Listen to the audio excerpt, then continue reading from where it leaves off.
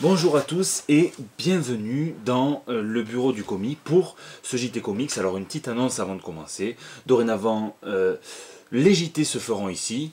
Oui, mais les propriétaires des locaux dans lesquels je tournais avant sont partis faire un tour des Comic-Con. Ils voulaient que je les accompagne pour présenter. Ils m'ont dit qu'il y a une vedette et tout ça, mais je pense qu'ils voulaient surfer sur ma notoriété. Ils ont vu que j'avais 300 abonnés YouTube. Je pense que donc j'ai décliné.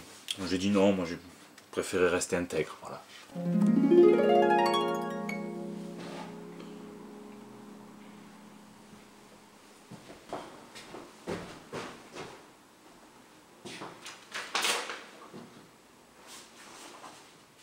Il y en a un qui va prendre du grade. Eh oui.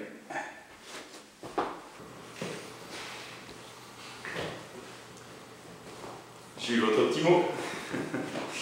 Écoutez, avant toute chose, je tenais quand même à vous dire que je pense que vous avez raison de vouloir me voir personnellement, probablement pour me féliciter, parce que c'est vrai que j'ai quand même, vous avez vu les stats, des pointes à 400 vues sur un de mes JT. Bon, je pense que c'est des trucs qui feraient baver Claire Chazal, quoi. Bon.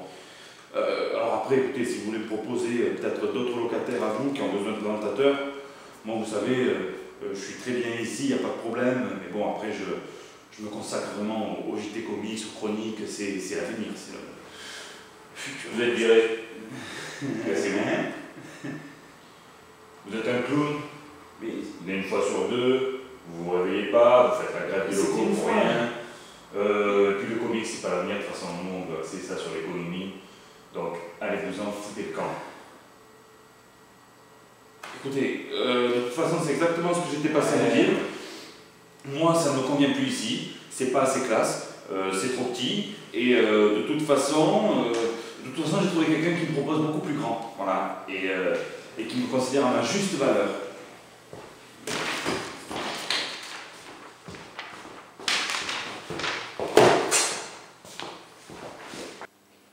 Quoi, ils ont vu tout ça? Oui, c'est grillé, Chromito. Frank Miller, l'électron libre. Alors, c'est quand même un truc de fou. Donc Frank Miller était l'invité de la Paris Comic Con ce week-end, le week-end dernier. Et il a donné pas mal d'interviews, il a lâché des pépites, des news exclusives. Et pratiquement aucun média américain ne les a relayés pour le moment. Alors peut-être que demain, quand je publierai la vidéo, ça sera le cas. Je sais pas, on verra. Mais en tout cas, je trouve ça fou de voir qu'on est les seuls à avoir l'exclu, alors que s'il avait dit la même chose aux États-Unis, ça aurait fait déjà des articles avec des milliers de vues. Il a lâché des infos sur son prochain Sin City. Donc, vous savez, Frank Miller fait la suite de Sin City. Ça s'appellera Sin City Homefront. Ça sera situé pendant la Deuxième Guerre mondiale, ça on le savait. Et maintenant, on n'en sait plus. Il s'agira d'une histoire d'amour entre un agent fédéral américain et la chef d'un réseau de résistance français. Frank Miller a dit qu'il adorait cette époque de l'histoire, notamment son imagerie, les couleurs, les voitures, les costumes. Sin City change donc d'époque. N'hésitez pas à me dire ce que vous en pensez dans les commentaires, si vous trouvez que Sin City peut être délocalisé temporellement, ou si vous préférez le Sin City de base. Quoi qu'il en soit, il me tarde de voir ce que ça va donner. The Dark Knight. Alors le scénariste, dessinateur, réalisateur, producteur a aussi lâché des informations sur son prochain Batman et aussi sur ses anciens. Tout d'abord, il a déclaré ne pas avoir peur de la polémique. Au contraire, je le cite, « Je ne ferais pas bien mon travail si je n'étais pas provoquant. Mon rôle est de faire réagir les gens, je veux des réactions de colère. Plus les critiques seront furieux et plus je serai content, cela me donne l'impression que je suis parvenu à réaliser quelque chose. » Frank Miller, en fait, c'est le mec qui est content d'avoir des pouces rouges sur YouTube. Alors bon. Et même au sujet des critiques de ses fans, il dit « J'adore le fait d'avoir une relation directe avec mes fans, je trouve cela excellent et j'ai toujours aimé de bonnes bagarres générales, qu'ils viennent me chercher. » Alors vas-y mollo, Frank, parce qu'on a vu les photos et... Bon, t'es pas au top de ta forme. Mollo. En effet, on l'a plusieurs fois accusé de crypto-fascisme ou de misogynie avec des œuvres comme 300, Sin City ou encore Terror Scent. Au sujet de The Dark Knight Strikes Again, il a dit qu'il changerait, s'il le pouvait, plusieurs choses, notamment sa façon de traiter les médias, qu'il décrivait déjà comme étant un petit peu maladroit et responsable de pas mal de travers, complètement décérébré. Il renie cette version des médias et dit que c'était immature de sa part de les traiter ainsi parce qu'il y a du bon dans la télé, dans Internet, on va lui donner tort. Enfin, il donne des précisions sur son prochain Dark Knight, The Master Race. On sait que Batman sera plus dur encore, plus intransigeant, puisqu'il devra lutter contre des milliers de Superman libérés de la planète Kandor. Il pourra compter sur l'aide de Superman qui sera plus présent dans The Dark Knight 3. Et enfin, si Batman était un anarchiste dans les 2 premiers numéros, cette fois il sera carrément révolutionnaire. Alors, si jamais il se balade en brandissant sa cape avec un sein à l'air, ça pourrait être très rigolo. On finit avec une dernière salve de Miller sur les films, sur les adaptations de films et même les films en général à Hollywood.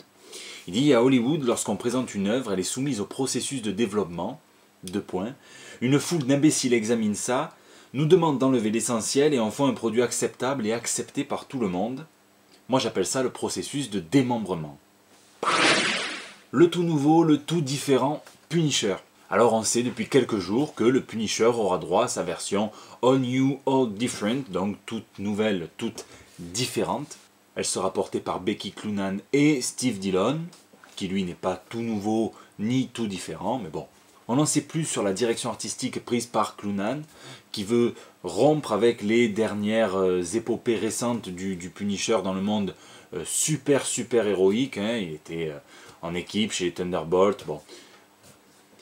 Elle veut revenir à l'anti-héros et nous dit que le Punisher va se retrouver dans un environnement auquel il n'est absolument pas habitué et dépourvu de tout ce sur quoi il s'appuie habituellement. Alors à moins de lui couper les mains et les pieds, il faudra beaucoup plus que ça pour le rendre mauvais, parce que même démembré, je suis sûr qu'il se démerde.